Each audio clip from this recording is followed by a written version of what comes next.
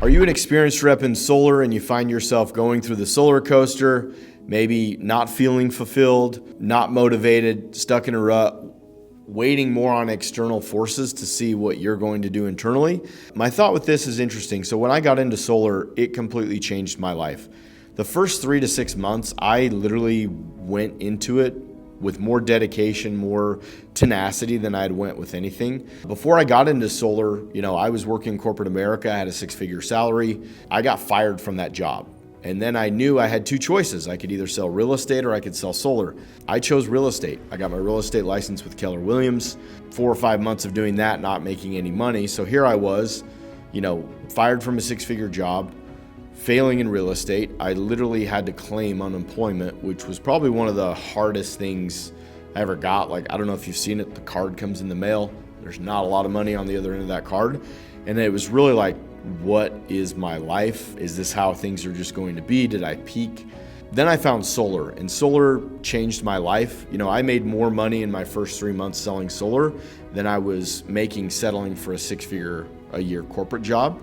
And yeah, the money changed my life, but I feel like the person that I became was that ultimate aha moment. I knew deep down I had potential. I knew deep down I had these visions and dreams of owning businesses and doing things that I knew was in me. I just hadn't quite gotten there, personally with my growth, as well as finding that right opportunity. So if you're an experienced person in the solar industry, chances are your story might be similar to mine.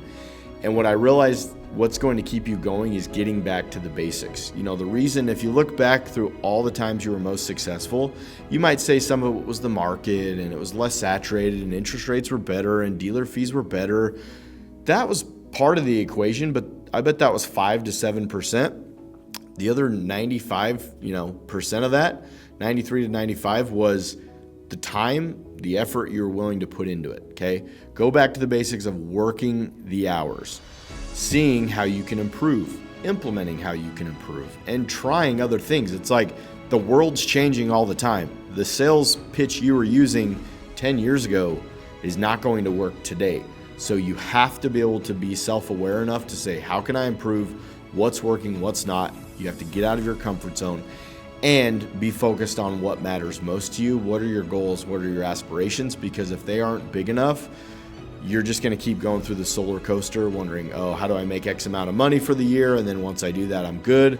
It's like, no, think bigger, think larger, because any opportunity, especially this one, it's not going to be here forever, as you've already seen changes in the big, beautiful bill and where solar is going. Yes, we're excited about the future of it, but